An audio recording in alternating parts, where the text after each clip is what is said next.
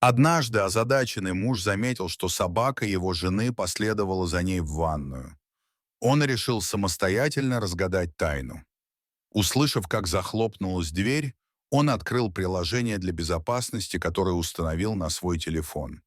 Он никоим образом не был готов к открытию, которое навсегда изменило их брак. Дэвид с легкостью уступил своей жене Кэти, когда она спросила, можно ли им завести собаку. Из-за его долгих рабочих дней в офисе она часто оставалась одна, работая из дома. Он думал, что собака могла бы составить ей компанию, пока его не было дома. Кэти назвала своего нового друга Рейли. Это была годовалая австралийская овчарка, и они сразу же нашли общий язык. Дэвид был счастлив, что у Кэти есть кто-то, кто может побыть с ней, пока он работает допоздна, и его радовало ее восхищение. Но он почувствовал себя неуютно, когда понял, что его жена никогда не расстается со своей новой собакой. Он подумал, не ревнует ли он ее к собаке. Дэвид, консультант по бухгалтерскому учету, был трудолюбивым работником, готовым работать столько часов, сколько необходимо, чтобы обеспечить Кэти жизнь, о которой она мечтала. Он очень любил ее, и его любимым занятием было видеться с ней по возвращении домой.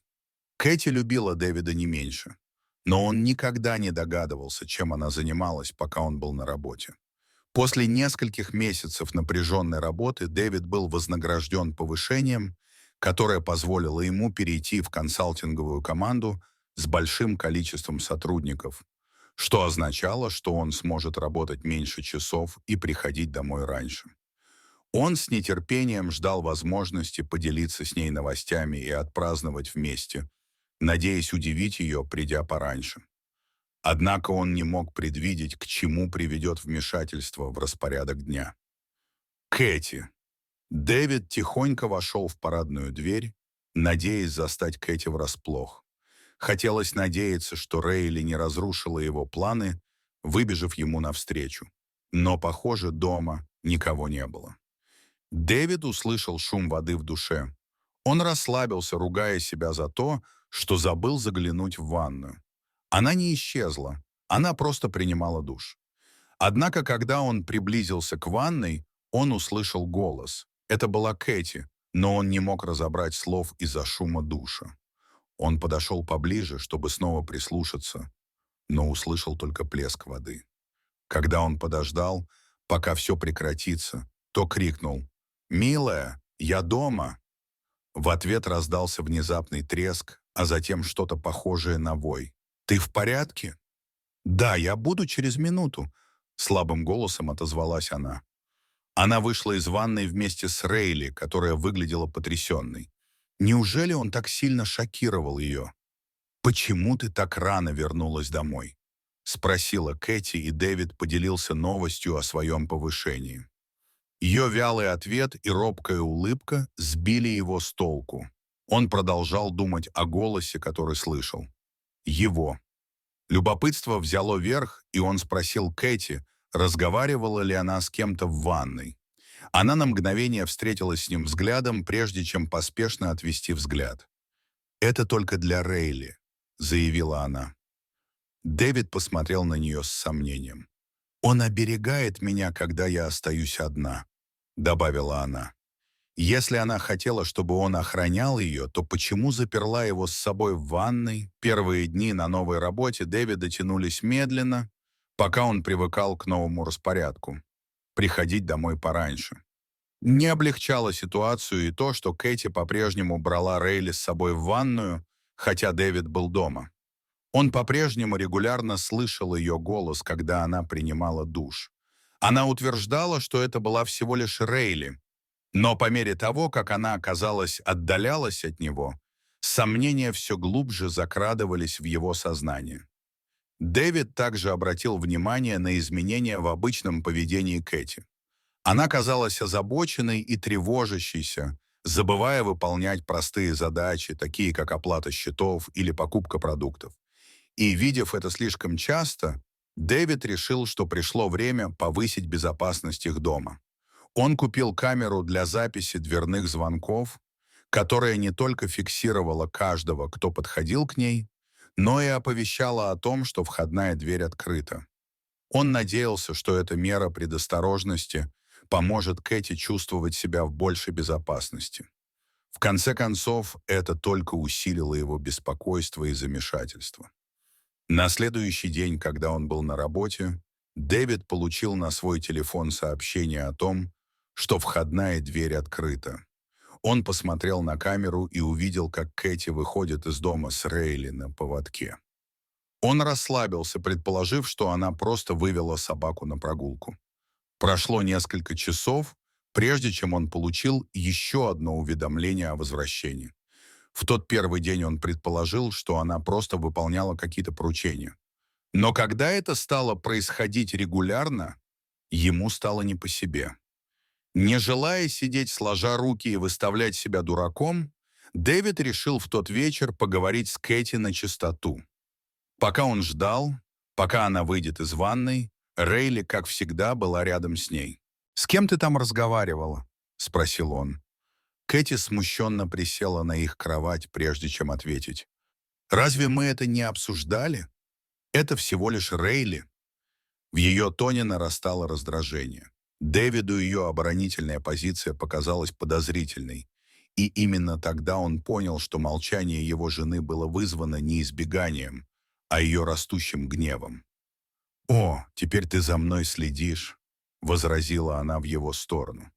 Дэвид не мог поверить, что именно на него кричали, в то время как она вела себя подозрительно. Дэвид выбежал из спальни, его чувства были задеты. Боль подтолкнула его к тому, чтобы выяснить раз и навсегда, что она прятала в ванной. Но верны ли его подозрения? Дэвид спал на диване в ту ночь и на следующее утро ушел на работу, не сказав жене ни слова. Но пока он сидел на совещаниях, размышляя о чем-то своем, у него возник план. По дороге домой он зашел в магазин средств безопасности и купил небольшую камеру наблюдения, которую можно было легко спрятать. Той ночью, когда Кэти уснула, он отнес ее в ванную. У него был прекрасный обзор всего этого, и он мог слышать все, что она говорила, даже когда вода была включена. На следующий вечер он с тревогой наблюдал, как Кэти и Рейли направляются в ванную. Дэвид открыл приложение для наблюдения, подключенное к камере. Его рука дрожала, когда он держал маленький экран, наблюдая, как меняется его жизнь на глазах. Сначала в прямом эфире не было ничего необычного. Кэти положила телефон на стойку и пошла в душ. Рейли устроилась рядом. Но внезапно он подошел к душевой кабине и заскулил. Раздался голос Кэти. «Полотенце, Рейли!» И умная собака принесла ей полотенце. Дэвид наблюдал, как его жена села на пол рядом с душем, а Рейли взяла что-то со стойки, как раз туда, куда Кэти положила свой телефон. Она собиралась кого-то позвать?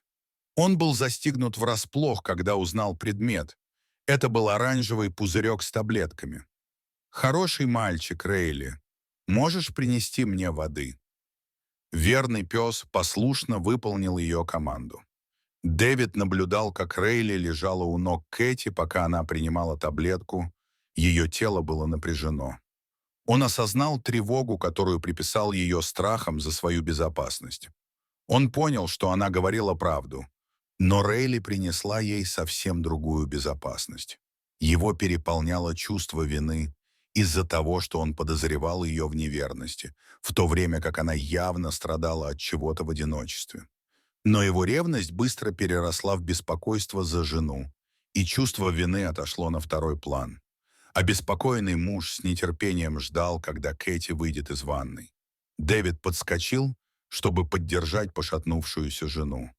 Он осторожно подвел ее к кровати, где они сели рядом, держась за руки. Он терпеливо ждал, когда она что-нибудь скажет. «У меня хроническое заболевание», — призналась она. «Рейли — моя служебная собака. Он обеспечивает мою безопасность. Именно поэтому он всегда со мной». Дэвид глубоко вздохнул. Это называется синдромом постуральной ортостатической тахикардии. продолжила Кэти. У меня как будто учащается сердцебиение, когда я перехожу из положения сидя или лежа в положение стоя, или если я слишком долго стою. Тогда я могу упасть в обморок. Рейли может определить, когда у меня учащается сердцебиение.